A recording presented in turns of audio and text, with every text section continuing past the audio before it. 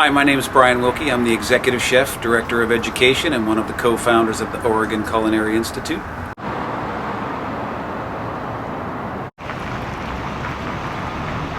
We started this school in 2005 with the intention of giving a very high quality education in the restaurant industry.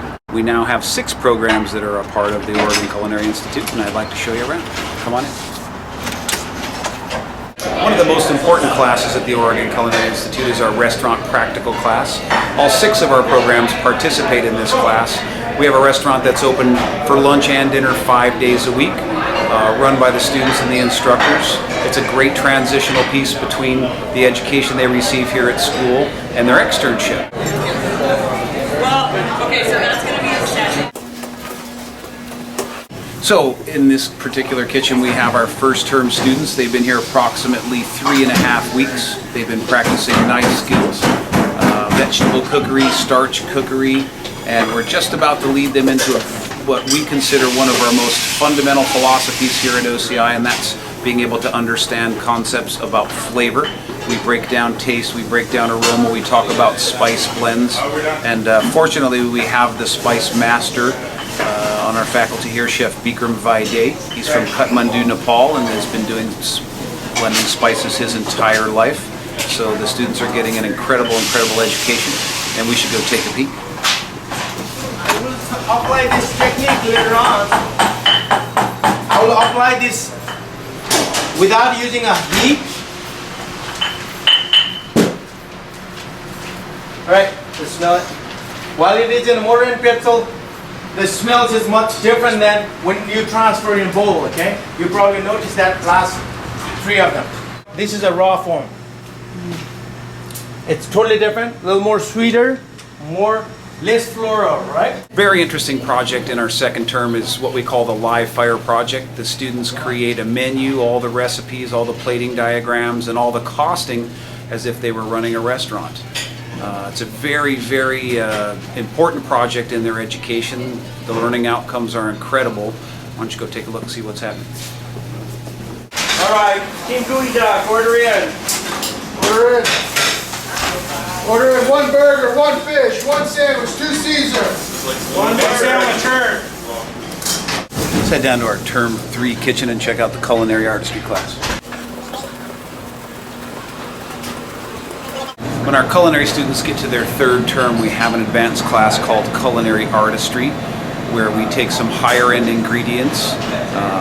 This week happens to be duck, so every student received a duck. We fabricated the duck, we made stock out of the bones, and they took that duck all the way from the raw state to a state where they have created the entire dish, utilized the entire duck, and they're concentrating mostly on their flavoring and plating techniques today. And let's go see what they have going.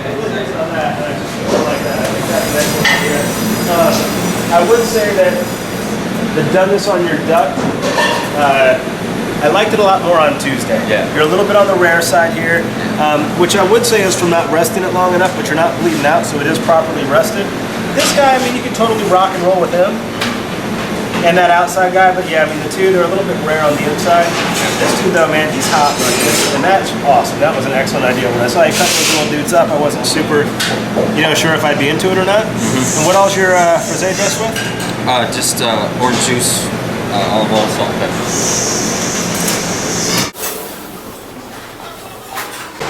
More than half of our baking and pastry and culinary students decide to do the business courses that are part of the curriculum for our associate degree. Today in the Beverage and Mixology class, we're learning classic cocktails and how important bar management can be to the success of a restaurant.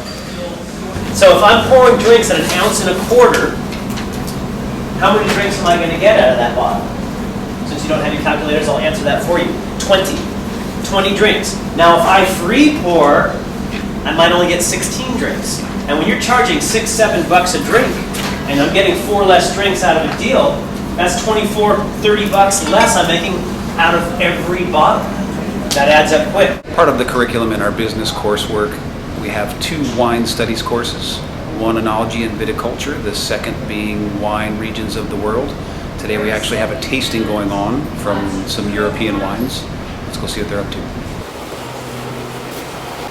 It's kind of a complex nice brew on the nose, isn't it?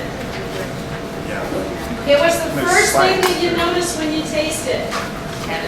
Tannins. Oftentimes at Oregon Culinary Institute, we have guest speakers available for our students that's slightly outside the curriculum. We've had a variety of industry professionals come in and volunteer to talk to our students about different subject matters. Today we have Chef Jack from the Joel Palmer House, who's nationally known for his mycology expertise. In particular, he's the king of the Oregon truffle movement, and he's in actually today to speak to our students. Rusty, hey, how you doing? You going to see Jack today? Sure am. Okay, let's go. I'll show you where we're going out to the dining room. Okay, they're just getting started. Have a good time. That's exactly what it is with Oregon truffles.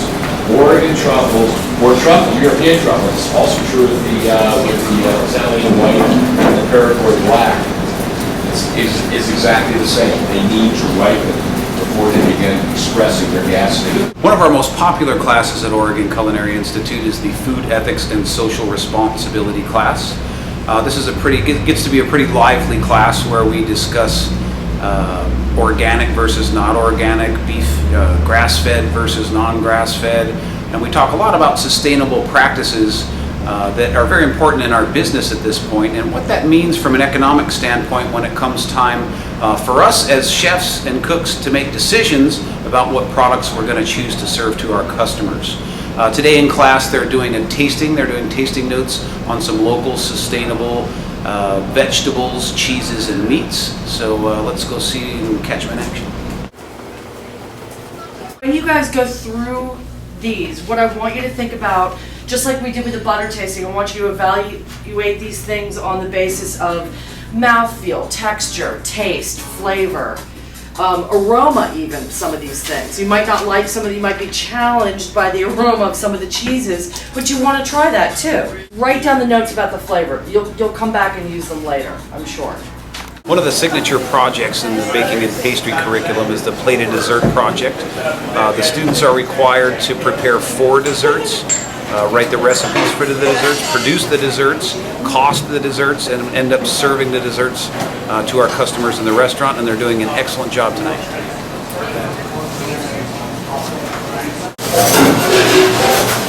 I like the open visualization.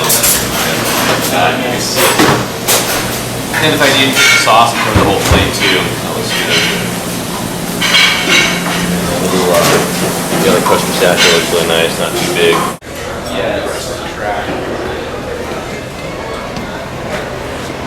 Thank you so much for taking the time to join us at the Oregon Culinary Institute. Hope you enjoyed a brief tour of our classrooms and kitchens, and I hope you take the opportunity to join us soon. Thank you very much.